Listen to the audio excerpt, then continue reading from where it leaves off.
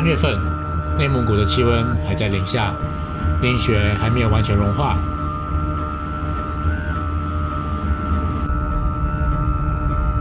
河流、湖泊都还结着冰。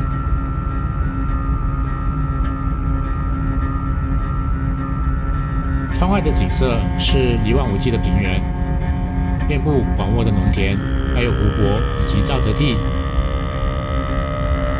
这一路上经过的车站名字往往都不是汉语，扎莱诺尔、海拉尔、乌固诺尔是源自蒙古语的译音，雅克什是满语，齐齐哈尔是达斡尔语。在看似空无一物的辽阔土地上，从地名里却传承着各民族古老的风俗文化以及对生活的向往。我从蒙古帝国发源地区的大草原前往东边的白山黑水，满清帝国就从那里崛起。这一片壮阔的疆域是东亚北方民族的摇篮。在蒙古和满清这2大帝国之前，曾经从这里崛起的还有匈奴、契丹、漠河、鲜卑、女真等等。他们的战马在这里驰骋征战数千年，相继在历史舞台上留下身影，却没有留下多少城池或宫殿。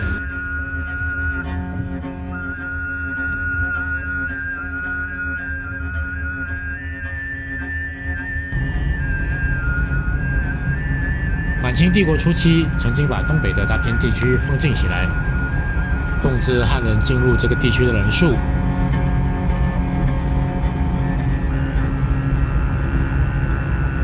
以致边境人口薄弱，引致沙俄帝国一度乘虚而入。再加上后来发生饥荒，需要疏散难民，开发新的耕地，以消解统治的压力。满清政府才取消禁令，汉人的人口逐渐增加，才形成了今天遍地农田，并且居民以务农的汉人为大多数的现状。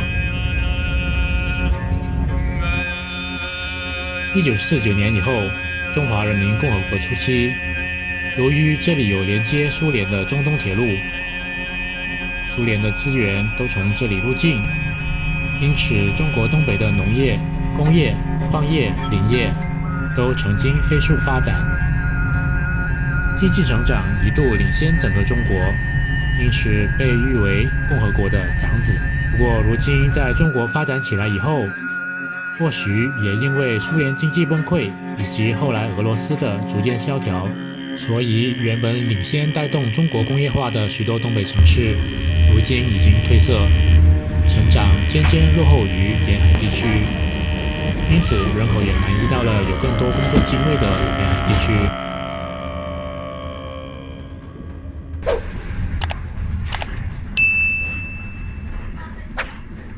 从西往东穿越东北，是为了从一个边境城市去另一个边境城市。全程路途是1480公里，刚开始的660公里只有普通火车，要11个小时坐一整天，晚上才能到齐齐哈尔。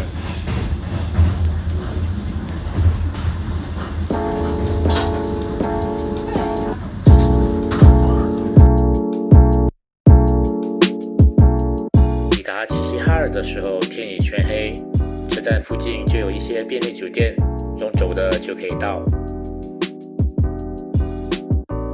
左边的齐齐哈尔老车站更具特色，是日本人占据东北的时候建的。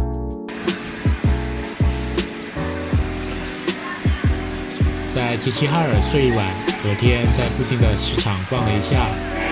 虽然在内陆深处紧邻着内蒙古，可是市场里卖牛羊肉的，居然比卖活海鲜的还少。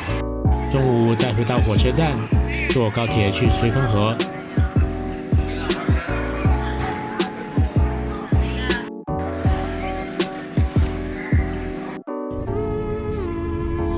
从齐齐哈尔到绥芬河，路途大概700公里。2019年的时候，一等座票价419元人民币。昨天的慢火车跟高铁相比，速度当然相差很大，窗外的景色变化也变得很快。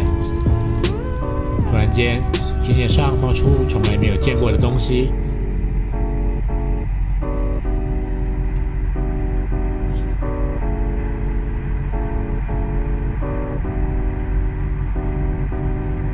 遍地都是这种像鸟一样的机器，数之不尽。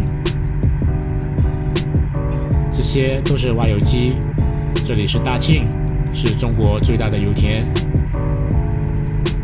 自1960年开始开采以来，曾经一度支撑起中国的能源需求。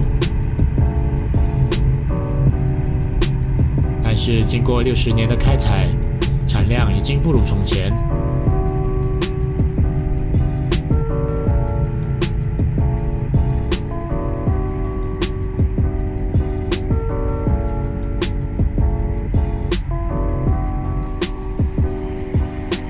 2个小时后，火车跨越松花江，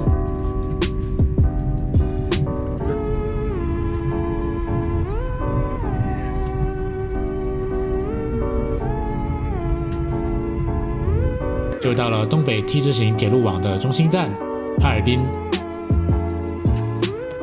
哈尔滨站的站台区跟其他车站完全不一样，全部都以铁质的孔结构建成，非常漂亮。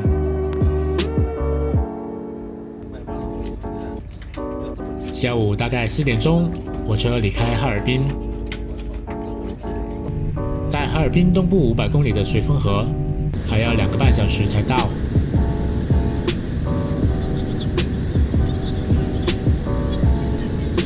这一条哈尔滨到绥芬河的高速路线，在2018年12月25日全线开通，所以2019年3月中我乘坐的时候，这条路线也才通行不到3个月。